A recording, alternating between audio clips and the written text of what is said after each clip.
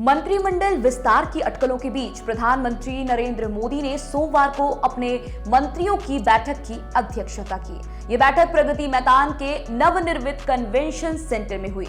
बैठक करीब 4 घंटे तक चली। चलिए बताते हैं इस मीटिंग में क्या कुछ बातें हुई। नमस्कार, मैं हूं सत्या द्विवेदी आपके साथ और आप मुझे देख रहे हैं लोकमत हिंदी पर। राजधानी स्थित प्रगति मैदान के नवनिर्मित सम्मेलन कक्ष में हुई बैठक में प्रधानमंत्री ने अपने मंत्री परिषद के सदस्यों से अगले 9 महीनों में लोगों को केंद्र सरकार के कार्यों के बारे में जानकारी देने के लिए हर संभव प्रयास करने को कहा। सूत्रों ने बताया कि बैठक में 2047 तक बुनियादी ढांचे से लेकर बजट के आकार तक कई क्षेत्रों में भारत की संभावित विकास यात्रा पर एक प्रस्तुति भी दी गई। साल 2047 में भारत अपनी स्वतंत्रता का शताब्दी वर्ष मनाएगा। सूत्रों ने कहा कि इससे भारत दुनिया के अग्रणी देशों में शामिल हो जाएगा।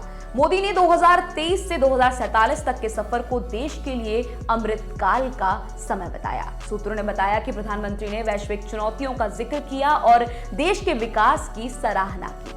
सूत्रों ने कहा कि विदेश और रक्षा समेत विभिन्न मंत्रालयों का प्रतिनिधित्व करने वाले कई सचिवों ने बैठक के दौरान अपने विचार रखे, जिसमें मोदी की हालिया अमेरिका यात्रा को भी अभूतपूर्व सफलता के लिए रेखांकित किया गया। करीब 4.5 घंटे तक चली इस बैठक में उनकी मिस्र यात्रा पर भी प्रकाश डाला गया। सूत्रों ने बताया कि इस बात पर भी चर्चा की गई कि बजटीय आवंटन को सही तरीके से कैसे लागू किया जाए। बैठक के बाद प्रधानमंत्री ने एक ट्वीट में कहा कि मंत्रिपरिषद के साथ एक सार्थक बैठक जहां हमने विभिन्न नीतिगत मुद्दों पर विचारों का आदान प्रदान किया। उन्होंने बैठक से जुड़ी तस्वीरें भी साझा की। प्रधानमंत्री ने बैठक को संबोधित भी किया। हालांकि उन्होंने क्या कहा इसके बारे में आधिकारिक तौर पर कोई जानकारी नहीं दी गई है। इस साल केंद्रीय मंत्रिपरिषद की ये दूसरी बैठक है। प्रधानमंत्री मोदी ने ऐसी ही एक बैठक जनवरी में आम बजट पेश होने से पहले की थी।